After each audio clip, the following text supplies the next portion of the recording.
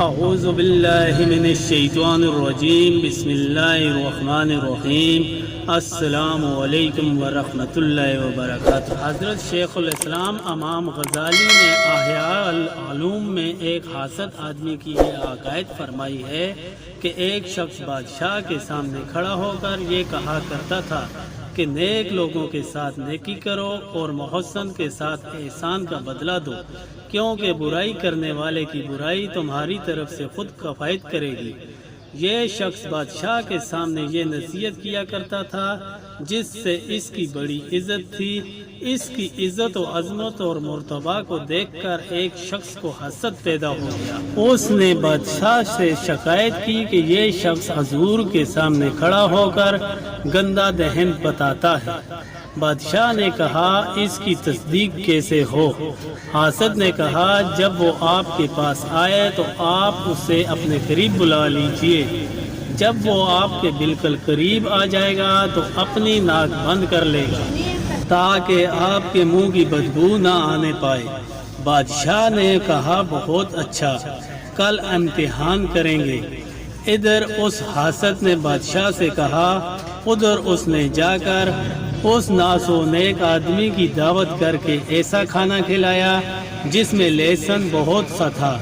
یہ کھانا کھا کر فارغ ہی ہوا تھا کہ دربار کا وقت آ گیا۔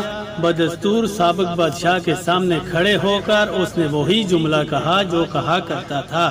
بادشاہ نے اس کو اپنے پاس بلانے کا اشارہ کیا۔ اس نے اپنے منہ پر ہاتھ رکھ لیا تاکہ اپنے منہ کی بدبو بادشاہ تک نہ پہنچ پائے۔ منہ پر ہاتھ رکھے وہ بادشاہ کے پاس پہنچ گیا۔ بادشاہ کو کل کی بات پر یقین آ گیا کہ وہ بات بالکل سچ ہے جو حاسد نے کہی تھی۔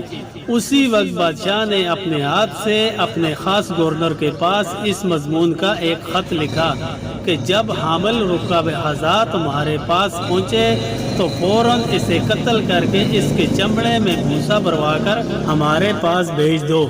اس خط کو اس شخص کے حوالے کر کے کہا کہ فلاں حاکم کے پاس اس خط کو لے جاؤ۔ چنانچہ وہ خط لے کر بادشاہ کے دربار سے باہر آیا۔ اس بادشاہ کا دستور تھا کہ جب وہ دستی خط لکھتا تھا تو کسی کے نام، جاگیر و انعام کے لیے لکھتا تھا۔ رستہ میں وہی حاسد ملا۔ اس کے ہاتھ میں خط دیکھ کر پوچھا یہ کیا ہے؟ اس نے کہا کہ یہ شاہی خط ہے جو مجھے لکھ کر دیا گیا ہے کہ فلاں حاکم کے پاس لے جاؤں۔ اس حاسد نے یہ سمجھا کہ اس شاہی خط میں بادشاہ نے کچھ انعام اور جاگیر کے لیے لکھا ہوگا۔ اس حاسد نے اس شخص سے کہا کہ یہ خط مجھے دے دو، میں لے جاؤں گا۔ اس شخص نے کہا کہ اچھا، میں یہ تمہیں ہدیہ کرتا ہوں، لے جاؤ۔ اس حاسد نے اس خط کو انعام کے لالچ میں اس حاکم کے سامنے لے جا کر پیش کیا۔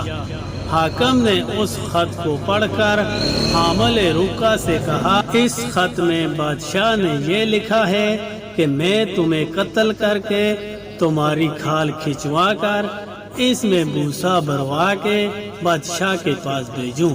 تو یہ حاسد حامل رکا بہت گھبرایا اور کہنے لگا کہ یہ دوسرے کا خط ہے جو میں لے آیا ہوں، خدا کے واسطے یہ مجھے خط واپس کر دو، میں بادشاہ کے پاس لے جاؤں۔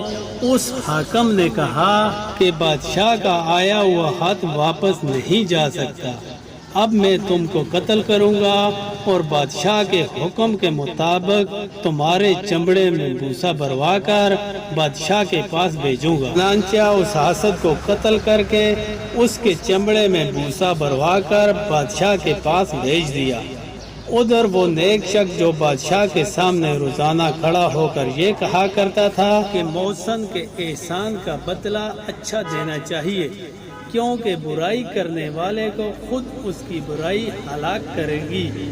بادشاہ کے پاس گیا اور اپنی عادت کے مطابق وہی کہا تو بادشاہ کو بہت تعجب ہوا کہ میں نے تو اسے قتل کرانے کے لیے فلاں حاکم کے پاس بھیج دیا تھا، یہ کیسے آ گیا؟ اتنے میں حاسد کا بوسا بھرا چمڑا بھی آ گیا۔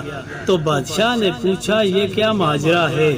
اس بزرگ شخص نے کہا حضور اس میں میرا کوئی قصور نہیں ہے۔ بادشاہ نے اس سے کہا کہ اس نے تمہارے متعلق مجھ سے کہا تھا کہ تم میری برائیاں کرتے پھرتے ہو اور مجھے گندا دہن کہتے ہو۔ اس نے کہا میں نے ہرگز یہ بات نہیں کی۔ بادشاہ نے کہا جب میں نے تمہیں اپنے پاس بلایا تھا تو تم نے اپنے ہاتھ کو اپنے منہ پر کیوں رکھ لیا تھا؟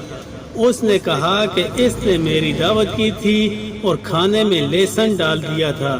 آپ نے مجھے بلایا، میں آ گیا تو میں نے اپنے دل میں یہ خیال کیا کہ لہسن کی بدبو آپ کو ناگوار گزرے گی، اس لیے میں نے اپنے منہ پر ہاتھ رکھ لیا تاکہ آپ کو بدبو نہ پہنچے۔